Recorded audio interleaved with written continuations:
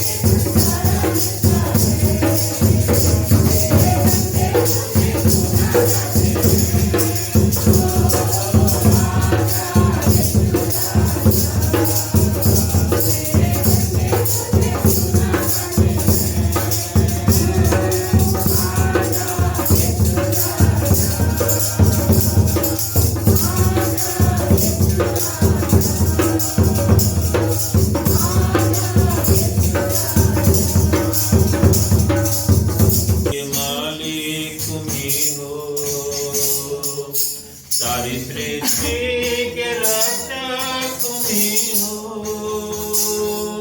करते हैं तुझको सादर प्रणाम, गाते हैं तेरे गुणगान। सारी सृष्टि के मालिक तुम्ही हो, सारी सृष्टि रक्षक तुम्ही हो,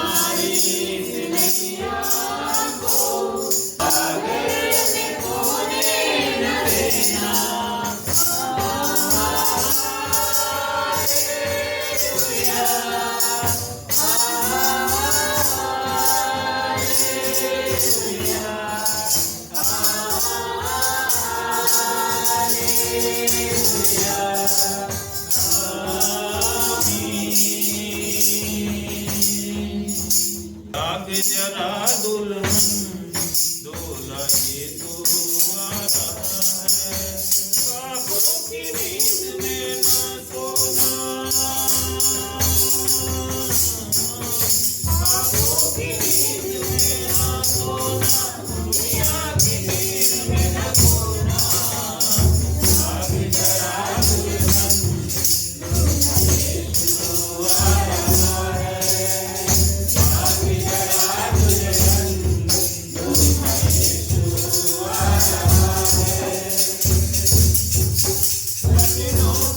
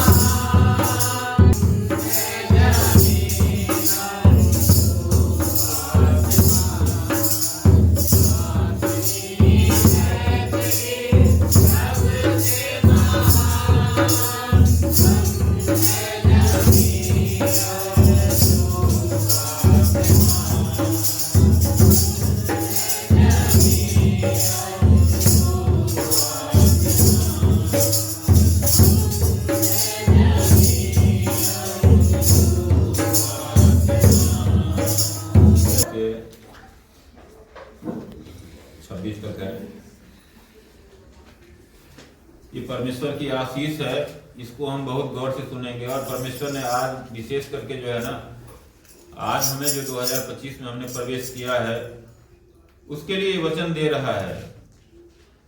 ये मैंने तय नहीं किया, ये परमेश्वर ने तय किया है, परमेश्वर की ओर से है वचन। Hallelujah, hallelujah. निकाल लिया सबने?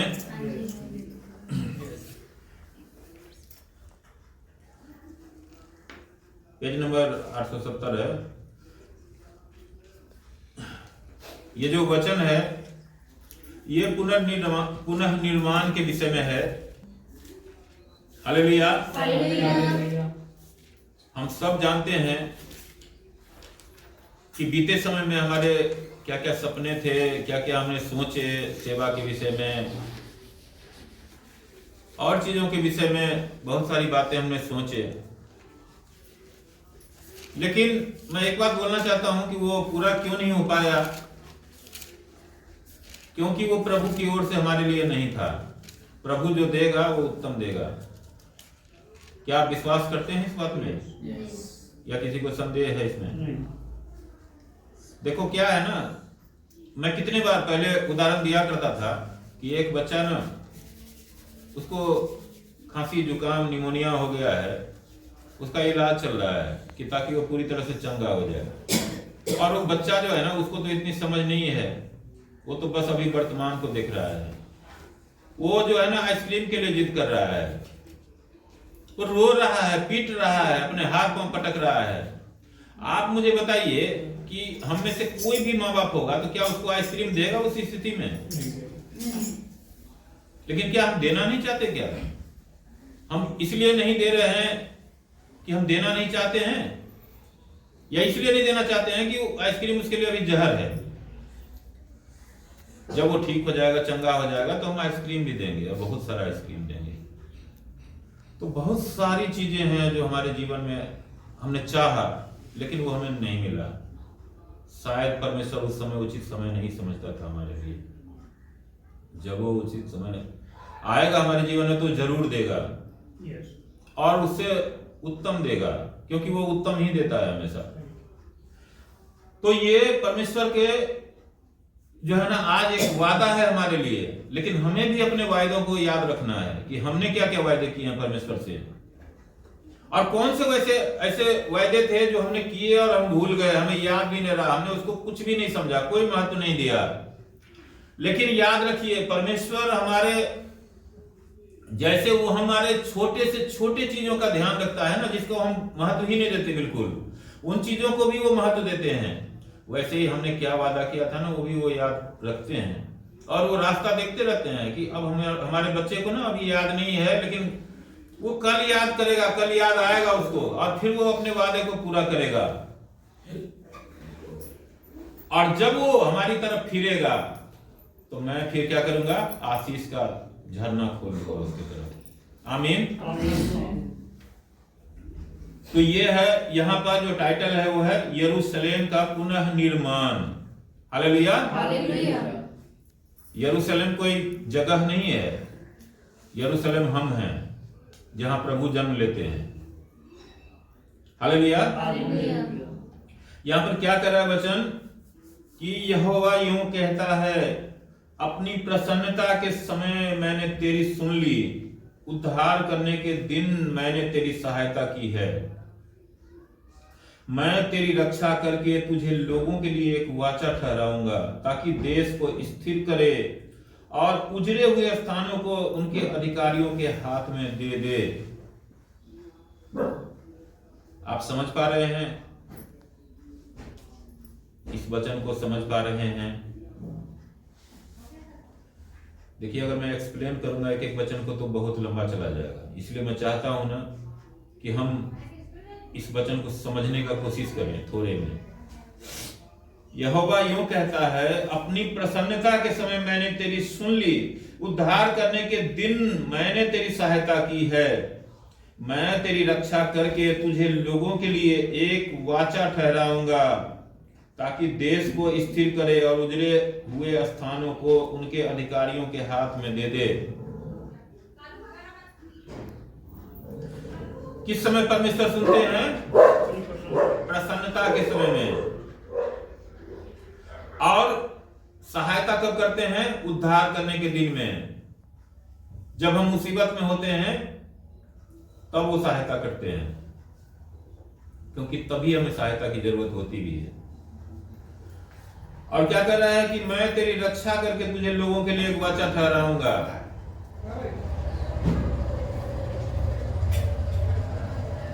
रक्षा करके एक वाचा ठहराऊंगा, प्रोमिस, वादा। क्या कर रहा है? क्या है परमेश्वर का वादा? हम आगे देखते जाएंगे क्या वादा है परमेश्वर का और क्या वो हमसे कहना चाहता है। यहां पर कह रहा है कि ताकि देश को स्थिर करे और उजड़े हुए स्थानों को उनके अधिकारियों के हाथ में दे दे। जब तक परमेश्वर नहीं है तब तक हर एक स्थान उजड़ा हुआ ही है। उत्पत्ति में हम पढ़ते हैं ना कि जब तक परमेश्वर ने बनाना शुरू नहीं किया तब तक क्या था? सुनसान पड़ी हुई थी और बेडोल पड़ी हुई थी ना, तो उसका कोई आकार था, नहीं उसमें कोई सुंदरता थी। लेकिन जब परमेश्वर ने हाथ बढ़ाया और अपनी जुबान से शब्द कहे तो फिर सब कुछ सुंदर बन गया। आप देखो जितना भी चीज बनाया गया, क्या परमेश्वर ने बोला? परमेश्वर ने उसको देखा, हर एक चीज को। ऐसा नहीं है कि बोल दिया हो गया, जैसा बन गया बन गया। हर एक चीज को उसने देखा, प्रॉपरली देखा और बोला कि अच्छा है। वैसे ही वो हमारे जीवन को भी अच्छा बनाना चाहता है। हम नहीं जानते कि हमारा जीवन कैसे अच्छा बनेगा। क्या हम जानते हैं क्या अगले पल में क्या होने वाला है हमारे साथ? हम जानते हैं, लेकिन परमेश्वर जानता है कि हमारे लिए क्या अच्छा है और वो क्या करेगा, क्या हम कैसा कदम रखेंगे कि हमारे लिए अच्छा होगा।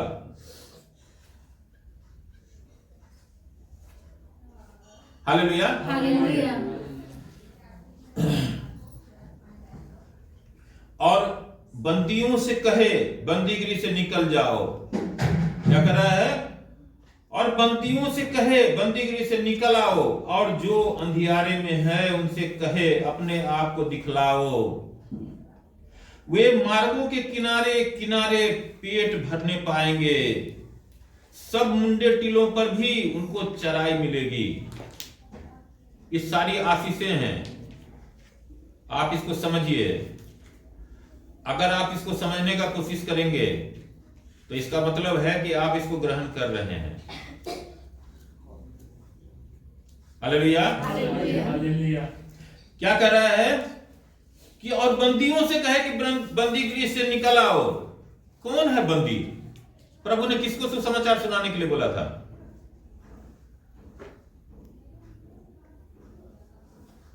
कोई बीमारियों के जेल में कैद है, कोई दुष्ट आत्माओं के जेल में जाल में फंसा हुआ कैद है, कोई कर्जों में फंसा हुआ है, कोई रोगों में फंसा हुआ है, कोई किसी चंगुल में है, कोई किसी चंगुल में है।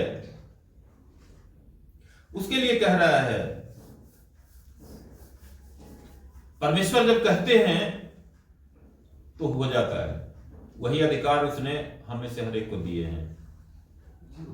और यहां पर वही कह रहा है कि वो घोषणाएं करनी है, वो ऑर्डर देना है कि बंदीगृह से निकल आओ। हालेलुया। हालेलुया। और जो अंधियारे में है उनसे कहे अपने आप को दिखलाओ। अंधियारे में हम किसी को देख सकते हैं क्या? लेकिन यहां पर कह रहा है कि अंधियारे में जो है उसको कहें कि बाहर निकल आओ, अपने आप को दिखलाओ, उजियाले में आओ। हालेलुया। और अपने आप को दिखलाओ। वे मार्गों के किनारे किनारे पेट भरने पाएंगे। आप बताओ,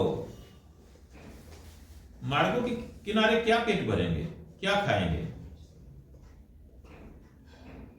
और आगे क्या कह रहा है कि सब मुंडे टीलों पर भी उनको चराई मिलेगी। मुंडा टीला मुझे लगता है आप जानते होंगे, जिसको हम पहाड़ी भी बोलते हैं। और यह ऐसा टीला होता है जिस पर पानी कभी टिकता नहीं है, और पानी नहीं टिकेगा तो वहां घास कैसे होगा, वहां हरियाली कैसे होगी? नहीं होता है ना वहां पर हरियाली कभी। लेकिन परमेश्वर यदि चाहे तो वहां पर भी हरियाली कर सकता है। इसीलिए वो कह रहा है कि क्या होगा, सब मुंडे टीलों पर भी उनको चराई मिलेगी। यानी कि जीवन में जहां कोई आशा नहीं होगा ना, वहां भी परमेश्वर हमारे आशाओं से बढ़ के देने की क्षमता रखता है, और वो देता है और दे सकता है। इसका मतलब यही है। कोई ये नहीं है कि हम बैल हैं या भैंस है जो हम घास चरने जाएंगे मुंडे टीले पर। हालेलुया। जिसको घास की जरूरत है उसको घास देगा, जिसको अन्न की जरूरत है उसको अन्न देगा। क्या उसने स्वर्ग से अन्न बरसा के दिए नहीं थे क्या? आज भी वो करने में समर्थ है। हालेलुया। और आगे क्या कह रहा है कि वे भूखे और प्यासे न होंगे, न लहू और न लूह और न घाम उन्हें लगेगा, क्योंकि वह जो उन पर दया करता है वही उनका अगुआ होगा और जल के सोतों के पास उन्हें ले चलेगा। हालेलुया। क्या कह रहा है कि वे भूखे और प्यासे न होंगे। प्रभु ने क्या बोला उस सामरी स्त्री से? जो जल तेरे पास है वो जल जो भी पिएगा ना वो फिर प्यासा होगा। हम सब अच्छी तरह से जानते हैं, कितना भी अच्छा हम खाना खाएं, हमें जब वो हजम हो जाता है फिर थोड़ी देर बाद शरीर को जरूरत होती है, फिर भूख लगता है, पानी पीते हैं फिर प्यास लगता है। लेकिन प्रभु ने उस स्त्री से क्या कहा? जो जल मेरे पास है उस जल को जो पिएगा वो फिर कभी प्यासा नहीं होगा। हालेलुया। यहां पर उसी जल की बात है। हालेलुया। और क्या कर रहा है कि न लूह और न घाम उन्हें लगेगा।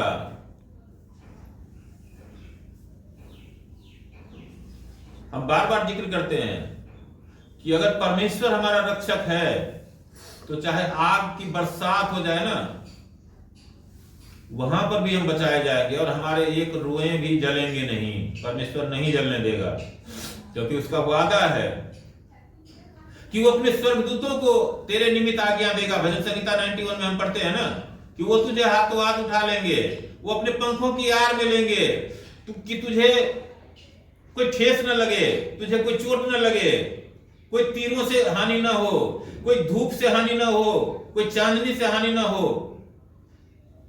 हालेलुया। ये है परमेश्वर की आशीष। हालेलुया।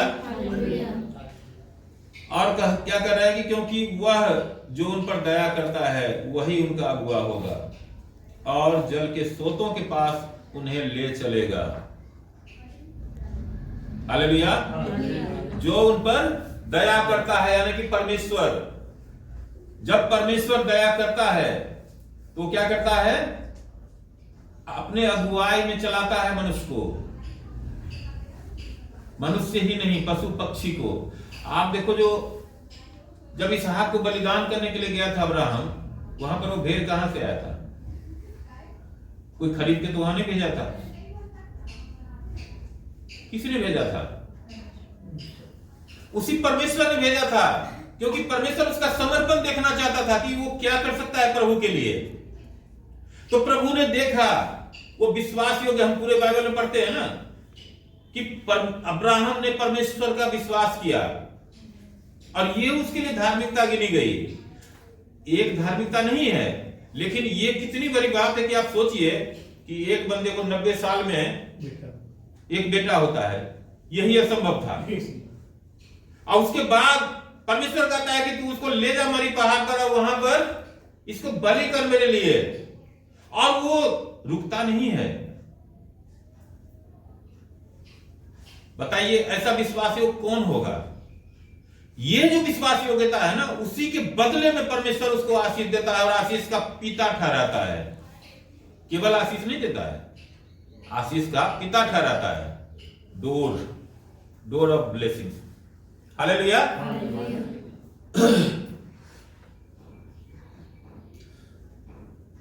मैं अपने सब पहाड़ों को मार्ग बना दूंगा और मेरे राजमार्ग ऊंचे किए जाएंगे। हालेलुया। हालेलुया। या क्या करें प्रभु? मैं अपने सब पहाड़ों को मार्ग बना दूंगा। हालेलुया। आप देखो कि जब प्रभु का आना हुआ इस धरती पर तो उससे पहले यूहन्ना को भेजा गया था, है ना, कि ताकि वो प्रभु के विषय में बताए कि प्रभु क्या करने वाले हैं, कैसे मार्ग सीधा होगा, है ना। और जब मार्ग बन गया, जब प्रभु ने बपतिस्मा पा लिया, जब उन पर पवित्र आत्मा संसार के नजर में दिखाई दिया कि हम ऊपर उतरा है, जो भविष्य वक्ताओं की किताब में लिखा हुआ था कि एक चिन्ह ठहराया गया है कि वो कबूतर के ना ही उतरेगा, उसके बाद क्या है? यूहन्ना का काम पूरा हो जाता है। आप जरा कल्पना करो, अगर यूहन्ना केवल प्रभु को ही बपतिस्मा देता तो शायद लोग उस पर इतना विश्वास नहीं करते। वो और लोगों को तो रोज लाइन लग के आ रहे थे लोग, चाहे एक दास से लेके और बड़े बड़े जो है अधिकारी तक आते थे उसके पास बपतिस्मा लेने के लिए। तो क्या हुआ? बपतिस्मा का प्रचार हुआ। हालेलुया।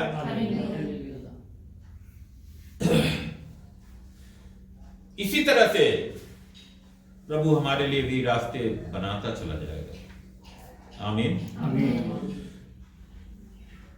और बल्कि वो बनाते आ रहा है। हालेलुया। देखो, ये दूर से आएंगे और ये उत्तर और पश्चिम से और सीनियों के देश से आएंगे। हे आकाश जय जयकार कर, हे पृथ्वी मगन हो, हे पहाड़ों गला खोल कर जय जयकार करो, क्योंकि यहोवा ने अपनी प्रजा को शांति दी है और अपने दीन लोगों पर दया की है। किसको शांति दी है? जो परमेश्वर की प्रजा है उसको। और दया किस पर करी है? अपने दीन लोगों।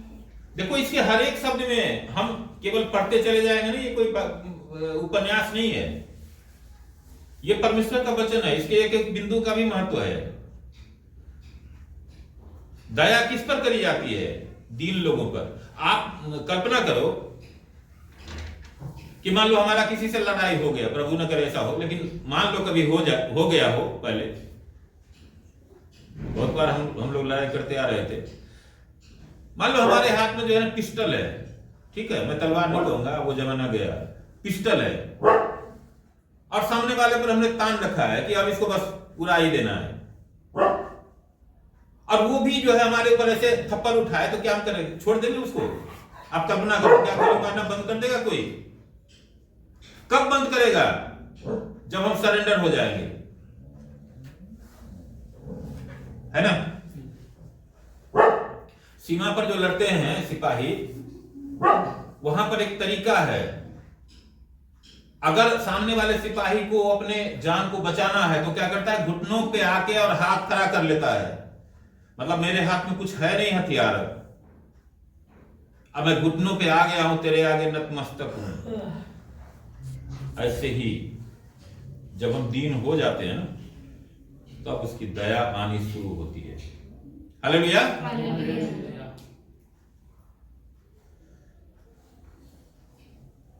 परंतु सियोन ने कहा, यहोवा ने मुझे त्याग दिया है, मेरा प्रभु मुझे भूल गया है। ऐसा कभी नहीं हो सकता है। हालेलुया। प्रभु किसी को न तो भूलते हैं न ही भूल सकते हैं। आगे क्या कर रहा है कि क्या यह हो सकता है कि कोई माता अपने दूध पीते बच्चे को भूल जाए और अपने जन्माए हुए लड़के पर दया न करे? पहले नहीं होता था, अब तो खैर ये सब भी होने लग गया है, लेकिन मां की ममता सबसे ऊपर है ना। जब भी ममता का नाम आता है ना, ममता का जो जिक्र होता है ना, तो सबसे पहला नाम जो आता है ना, वो मां का आता है। यहां पर क्या कह रहा है कि क्या यह हो सकता है कि कोई माता अपने दूध पीते बच्चे को भूल जाए और अपने जन्माए हुए लड़के पर दया न करे। लेकिन आगे कह रहा है कि हाँ, वह तो भूल सकती है, परंतु मैं तुझे नहीं भूल सकता। आमीन। आमीन। क्या हम विश्वास करते हैं क्या इस वचन पर? लग नहीं रहा है, कोई बोल नहीं रहा है, कोई आवाज नहीं आ रही है। यदि आप विश्वास करते हैं ना, तो आप पूरे जोश से न कहिए यस मैं विश्वास करता हूं। विश्वास के द्वारा ही सब कुछ है। विश्वास नहीं है तो कुछ भी नहीं है, फिर परमेश्वर भी नहीं है। अगर विश्वास है तो परमेश्वर है।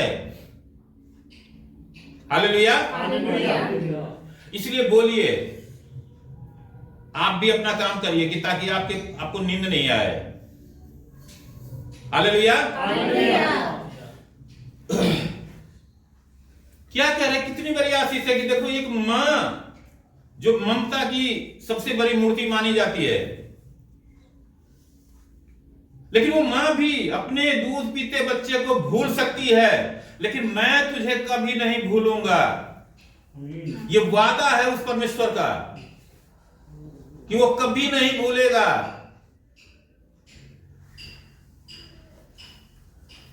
देख, मैंने तेरा चित्र अपनी हथेलियों पर खींचकर बनाया है। तेरी सहरपनाह सदैव मेरी दृष्टि के सामने बनी रहती है।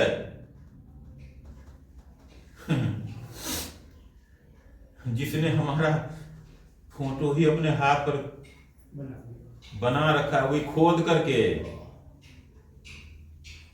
वो स्क्रीनिंग नहीं हुआ है कि वो धुल जाए या तेजाब से हटा दिया जाए। खोद करके बना रखा है, वो कभी मिटेगा नहीं। हालेलुया। बहुत फर्क है, हम याद रखें। संसार में जो भी फोटो बनाए जाते हैं ना, वो मिटाने के लायक होते हैं। कितना भी स्टिल फोटोग्राफी हो, लेकिन वो मिट जाता है। लेकिन परमेश्वर ने अपने हथेली पे कह रहा है वो कि खोद करके हमारा चित्र बना रखा है। कौन मिटा सकता है उसको? जो उसको छू भी ले, मिटाना तो दूर की बात है। ऐसा है हमारा परमेश्वर। हालेलुया। और क्या कर रहा है कि तेरी सहरपनाह सदैव मेरे दृष्टि के सामने बनी रहती है। सहरपनाह, तेरी जो बाउंड्री है, कहां तक तुझे जाना है और कहां तक तुझे रुकना है, वो सारा चीज परमेश्वर के सामने हमेशा बना रहता है। हालेलुया। तेरे लड़के फुर्ती से आ रहे हैं और खंडहर बनाने वाले और उजाड़ने वाले तेरे बीच से निकले जा रहे हैं। क्या कर रहा है? तेरे लड़के फुर्ती से कहां आ रहे हैं? तेरे लड़के फुर्ती से आ रहे हैं और खंडहर बनाने वाले और उजाड़ने वाले तेरे बीच से निकले जा रहे हैं। आमीन, आमीन। बोल सकते हैं? यस। इस वचन को समझ रहे हैं आप? लड़का कौन होता है? लड़का है आपका वंश, आपके परिवार को संभालने वाला, आपका उत्तरगामी। वो आ रहा है, यानी कि आपको जो संभालने वाला हाथ है वो आ रहा है। जो आपके जीवन को, आपके परिवार को संभालने वाला हाथ है, वो आ रहा है आपके ऊपर। आप विश्वास करिए, अपने आत्मा में विश्वास करिए कि परमेश्वर का हाथ आपके सिर पे आ रहा है। और जो भी उजाड़ने वाली चीजें आपके जीवन में थी, वो सब जा रही है। आमीन, आमीन।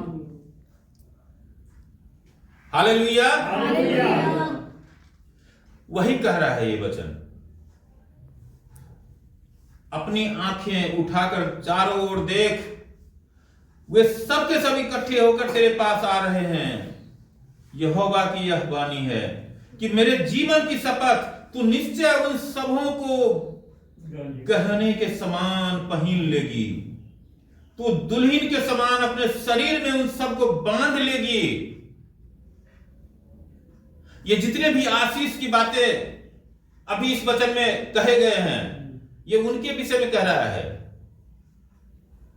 कि उन सबको तू पहन लेगी। इन आशीषों को हम पहन लेंगे और पहन रहे हैं। आप विश्वास करिए कि आज इस नए साल में हम ये तमाम आशीषों को पहन रहे हैं, परमेश्वर हमें पहना रहे हैं। जैसे एक दुल्हन अच्छे अच्छे कपड़े पहनती है, अच्छे अच्छे गहने पहनती है, बड़े बड़े श्रृंगार करती है, मेकअप करती है, वो सब मेकअप और श्रृंगार आज हमारा हो रहा है परमेश्वर प्रभु यीशु मसीह के नाम में। बोलिए आमीन। तेरे जो स्थान सुनसान और उजड़े हैं और तेरे जो देश खंडहर ही खंडहर है, उनमें अब निवासी न समाएंगे और तुझे नष्ट करने वाले दूर हो जाएंगे। आमीन। क्या कर रहा है? तेरे जो स्थान सुनसान और उजड़े हैं और तेरे जो देश खंडहर ही खंडहर है, उनमें अब निवासी न समाएंगे। परमेश्वर ये घोषणा कर रहा है कि हमारे जीवन में जहां भी सुनापन है, वहां पर इतनी भीड़ होगी कि वहां और लोग समा नहीं पाएंगे। यह परमेश्वर का वादा है, यह किसी मनुष्य का नहीं है। आमीन। और क्या कर रहे हैं कि उनमें अब निवासी न समाएंगे और तुझे नष्ट करने वाले दूर हो जाएंगे। हमें नष्ट करने वाला कौन है? हमें तो पता भी नहीं है कि हमें कौन खाया जा रहा है। हमें शुगर खाया जा रहा है कि ब्लड प्रेशर खाया जा रहा है कि कौन सा ऐसा बीमारी है, कौन सा ऐसा अंधकार के काम है, कौन सा ऐसा गलत कदम है, कौन सा ऐसा सांप है, कौन सा अभिशाप है, हमें नहीं पता है क्योंकि हम इतने बड़े ज्ञानी नहीं हैं। लेकिन परमेश्वर को सब पता है। वो हमारे जीवन को नष्ट करते जा रहा है, हमारे जीवन को उजाड़ रहा है। लेकिन आज इस वक्त से वो सारा का सारा दूर हो जाएगा। दूर हो रहा है और दूर हो चुका है प्रभु यीशु मसीह के नाम में। आमीन। हालेलुया। तेरे पुत्र जो तुझसे ले लिए गए, वे फिर तेरे कान में कहने पाएंगे, यह स्थान हमारे लिए छोटा है, हमें और स्थान दे कि उसमें रहें। हालेलुया। कौन है पुत्र? किसने ले लिया है? हालेलुया। जिसके पास पुत्र है उसके पास पिता भी है, जिसके पास पुत्र नहीं है उसके पास पिता भी नहीं है। यीशु मसीह। आमीन। बार बार हम ऐसे उलझनों में उलझ जाते हैं ना। वो जो परमेश्वर के लोगों का जो बैरी है ना, विरोधी है ना, वो हमेशा हमें उलझाने की कोशिश में लगा रहता है कि ताकि हम उस प्रभु से दूर हो जाएं। हालेलुया। लेकिन आज प्रभु हमें ये कह रहे हैं कि जो ले लिए गए हैं ना, जो भी हमारे जीवन की जो अच्छाइयां थी, जो भी हमारे जीवन में कुछ अच्छा था, जो प्रभु की ओर से था, जो परमेश्वर देना चाहता था लेकिन हमारे जीवन में आ नहीं पाया, हम ग्रहण नहीं कर पाए, या हमारे जीवन में आ नहीं पाया, या हमारे जीवन में जगह नहीं थी, वो सब क्या हो रहा है? वो सब आज हमारे जीवन में जगह पाने जा रहे हैं। यस। आमीन। अब तू मन में कहेगी, किसने इनको मेरे लिए जन्माया? मैं तो पुत्रहीन और बांझ हो गई थी, दासत्व में और यहां वहां मैं घूमती रही, इनको किसने पाला? देख, मैं अकेली रह गई थी, फिर ये कहां थे? ये सब जो है ना, बहुत बार हमारे मन में विचार आता है कि अरे देखो, काश ऐसा होता ना हमारे जीवन में, तो हम ये कर लेते। अगर ये परिस्थितियां होती ना हमारे जीवन में, तो हम ऐसा कुछ कर लेते, लेकिन हम कर नहीं पाते हैं, क्योंकि उसमें क्या होता है, टर्म्स एंड कंडीशन लग जाते हैं। हजारों ऐसी चीजें हैं जो हमारे जीवन में होना चाहता है, लेकिन इतने टर्म कंडीशन लग जाते हैं ना कि हम कर नहीं पाते हैं। हम फला नौकरी करना चाहते थे, लेकिन वहां क्या हुआ, कुछ बाधा आ गया ऐसा जो हम कर नहीं सके। हम घर बनाना चाहते थे, लेकिन क्या हुआ, वहां पर ये रुकावट आ गई। हम गांव जाना चाहते थे, लेकिन ये रुकावट आ गई। मतलब ऐसे हजारों बातें हैं, लेकिन क्या कर रहा है कि हमारे जीवन में होगा, और अब होने जा रहा है कि हम देखेंगे कि हमारे लिए जीवन में अविश्वसनीय चीजें हो रही है, जो हमने कभी सोचा नहीं था, जो हमने कल्पना नहीं किया था, जो हमारी सोच और समझ से परे है। ऐसे ही बड़े बड़े काम हमारे जीवन में होने जा रहे हैं। आमीन। ये प्रभु का वायदा है, ये मेरी ओर से नहीं है या किसी मनुष्य की ओर से नहीं है। इसको आप ग्रहण करेंगे तो आप देखेंगे। हालेलुया। प्रभु यहोवा यूं कहता है, देख मैं अपना हाथ जाति जाति के लोगों की ओर उठाऊंगा और देश देश के लोगों के सामने अपना झंडा खड़ा करूंगा। तब वे तेरे पुत्रों को अपनी गोद में लिए आएंगे और तेरी पुत्रियों को अपने कंधों पर चढ़ाकर तेरे पास पहुंचाएंगे। हालेलुया। क्या कर रहा है?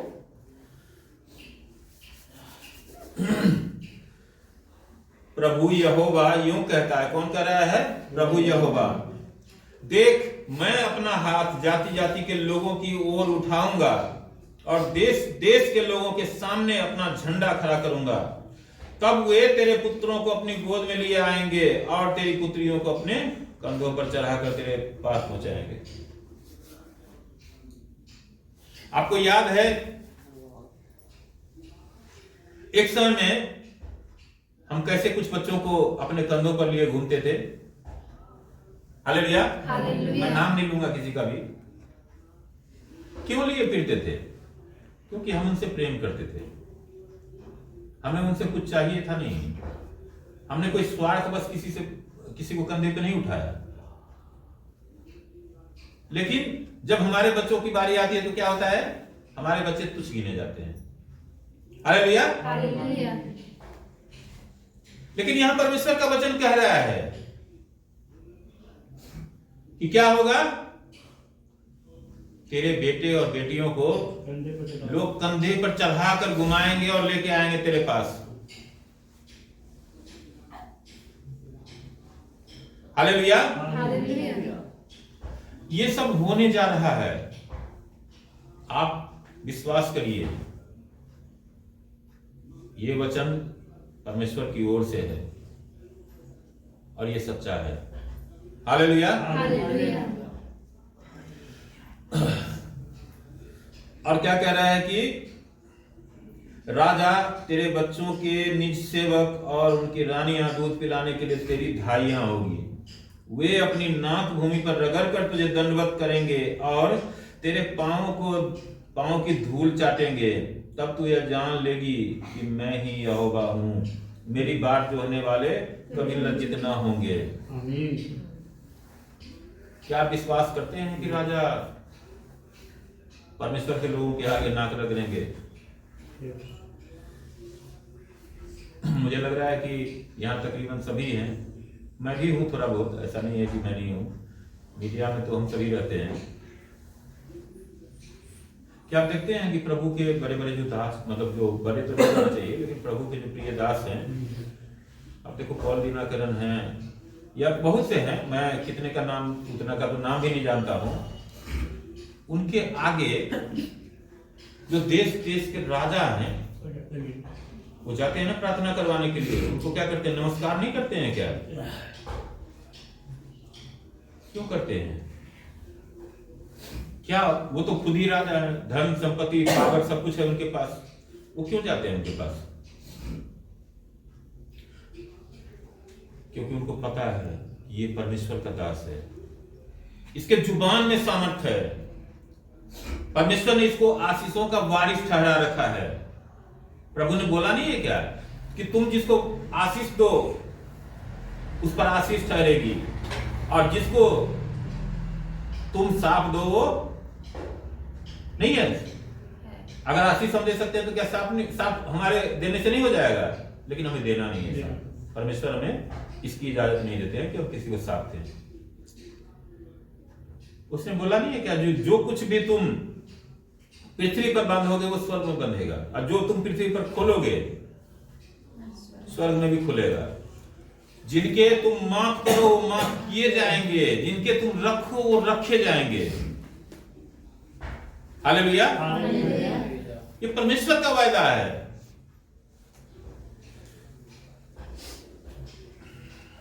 और क्या कर रहा है कि मेरी बाट जोहने वाले कभी लज्जित नहीं होंगे।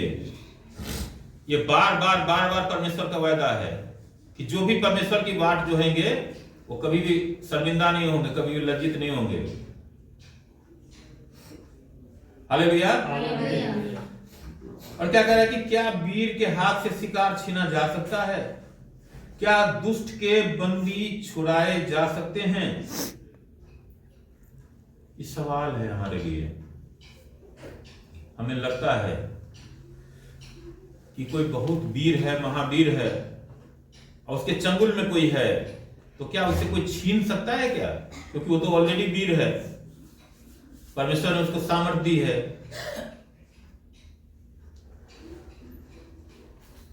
मैं कहता हूं, उदाहरण के द्वारा बताता हूं। मान लो कि एक आदमी है, उसको चारों तरफ से 50 लोगों ने हथियार लेके जो है ना घेर लिया है।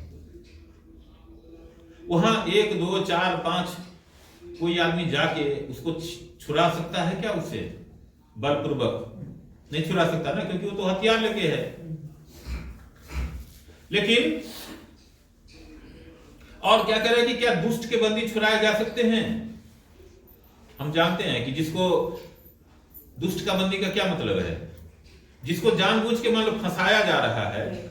मान लो कि आज 4 मुकदमे यहां लादे गए, 10 मुकदमे वहां लादे गए, 20 मुकदमे वहां लादे गए, उसको क्या कोई मनुष्य छुड़ा सकता है क्या? आप 4 मुकदमे में छुड़ाओगे, उस पर जो है 40 मुकदमे हो गए। तब तक आपने देखा था कुछ समय पहले एक रिपोर्टर के साथ वही हो रहा था। लेकिन यहां पर परमेश्वर का वचन कह रहा है क्या कि तो भी यहोवा यूं कहता है, हां वीर के बंदी उससे छीन लिए जाएंगे और दुष्ट का शिकार उसके हाथ से छुड़ा लिया जाएगा, क्योंकि जो तुझसे लड़ते हैं उनसे मैं आप मुकदमा लड़ूंगा और तेरे बाल बच्चों को मैं उद्धार करूंगा। आमीन आमीन। कौन लड़ेगा हमारा मुकदमा? क्या आप विश्वास करते हैं? यस। हमें लगता होगा कभी कि हम बहुत बुद्धिमान हैं, बहुत ज्ञानवान हैं, बहुत सामर्थ्यवान हैं, हम ही सब कुछ कर लेंगे, हम ही जो है ना ये ताजमहल हम ही खड़ा कर लेंगे। जब तक हम परमेश्वर के ऊपर विश्वास करके नहीं चलेंगे ना, हम कोई ताजमहल नहीं, एक ईंट भी नहीं रखने पाएंगे, क्योंकि परमेश्वर ने बोल रखा है पहले ही कि अगर घर को यहोवा न बनाए तो राजमिस्त्रियों का परिश्रम व्यर्थ जाता है। मैंने देखा है गिरते हुए घरों को, कई घरों को मैंने देखा है, अच्छे से लिंटर डल गया, सारा कुछ। आप सोचो कि एक आदमी एक घर बहुत मुश्किल से बनाता है और सारा लिंटर, सारा पिलर अगले दिन जो है सारा सोया हुआ है। हालेलुया। लेकिन यहां पर क्या कह रहा है? मैं तेरा मुकदमा लड़ूंगा और तेरे बाल बच्चों का मैं उद्धार करूंगा। ये सिर्फ हमारे लिए यही वादा नहीं है परमेश्वर का। परमेश्वर जो आशीष देते हैं तो वो बेटे, पोते, पोतियां, नातियां, उनके बच्चे पीढ़ियों पर आशीष देते हैं। उनके पशु, पक्षी, पेड़ पौधे, खेती खलिहानी सब पर आशीष देते हैं। चलने फिरने, उठने बैठने, बोलने, हंसने, रोने, गाने सब पर आशीष देते हैं। और जब परमेश्वर का क्रोध होता है ना, तो हम कल्पना भी नहीं कर सकते कि वो कहां कहां से लेने लग जाते हैं। हालेलुया। अभी हम सिर्फ आशीष की बात कर रहे हैं और आशा करते हैं कि हम सब आशीष ही पाएंगे। और क्या करते हैं यहां पर कि जो तुझ पर अंधेर करते हैं उनको मैं उन्हीं का मांस खिलाऊंगा, और वे अपना लहू पीकर ऐसे मत वाले होंगे जैसे नए दाख मधु से होते हैं। तब सब प्राणी जान लेंगे कि मैं तेरा उद्धार करता यहोवा और तेरा छुड़ाने वाला याकूब का शक्तिमान मैं ही हूं।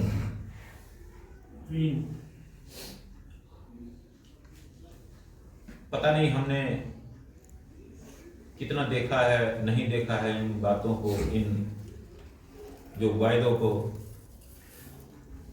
लेकिन देखो मैं ये बात तो दावे के साथ कह सकता हूं कि मैंने तो देखा है।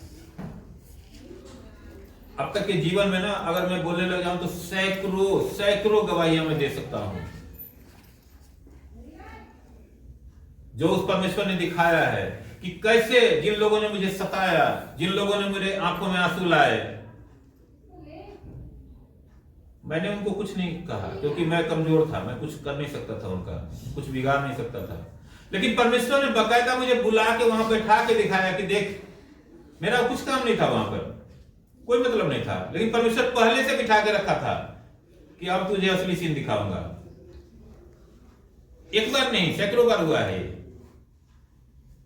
इसलिए मैं ये विश्वास करता हूं कि परमेश्वर ऐसा ही है जो यहां पर लिखा है ना कि जो तुझ पर अंधेर करते हैं उनको मैं उन्हीं का मांस खिलाऊंगा। ये होता क्या है दरअसल में कि ये सब चीजें जो है ना एक पल में नहीं होता है ना। ये कोई फिल्म नहीं है कि फिल्मा लिया गया और हम जो है ना बार बार उसको देखते रहेंगे कि ताकि हमारे दिमाग पर ना वो छाप रहे, है ना। ये जो है ना कुछ पलने में, जैसे एक पेड़ पौधा भी अगर पलता है तो एक पल में नहीं फल देने लग जाता है। जो सबसे छोटा फसल यदि कोई लगाया जाता है तो वो भी जो है 2-3 महीने से कम में नहीं होता है फल देने की स्थिति में, कम से कम 2 महीने 3 महीने तो लगते ही हैं। तो आप सोचो कि हमारा शत्रु क्या हम जाते ही कोई हमें शत्रु मान लेता है क्या, या हम किसी के शत्रु हो जाते हैं क्या? उसमें भी तो समय लगता है ना। वो जो शत्रुता करता है, शत्रुता निभाता है, उसमें भी समय लगता है। और जब वो शत्रुता निभा लेता है तो फिर परमेश्वर की जो बारी आती है ना, तो परमेश्वर भी ऐसा नहीं है कि कोई मनुष्य है कि यहां पर खड़े हैं और उसने जो है ना हाथ उठाया और दूसरे ने दे दिया थप्पड़। परमेश्वर क्रोध करने में धीमा है, और वो इसलिए धीमा है कि वो इंतजार करता है कि कब ये अपने बुराइयों से फिर जाए और मैं इसको माफ करके इसके जीवन को बदलूं। इसलिए वो इंतजार करता है, क्योंकि वो नहीं चाहता कि कोई एक भी नाश हो जाए। नाश होने का मतलब है कि उसको लेखा देना पड़ेगा हर एक चीजों का, और जब लेखा देगा तो कोई खड़ा होने के लायक नहीं है परमेश्वर के आगे। फिर उसके लिए एक ही है, आग और गंधक की झील। इसलिए वो चाहता है कि मन फिरा ले मनुष्य, कि ताकि उस झील में न जाना पड़े और वो उद्धार पा करके परमेश्वर के स्वर्ग के राज्य में जाए और स्वर्ग के राज्य का वारिस हो। हालेलुया। तो मैं परमेश्वर का धन्यवाद करता हूं आज के इस सुंदर आशीष वचन के लिए। मैं आशा करता हूं कि हम सब ने इस वचन को ग्रहण किया है और हम इसको देखते जाएंगे जीवन में फलित होते हुए। आमीन।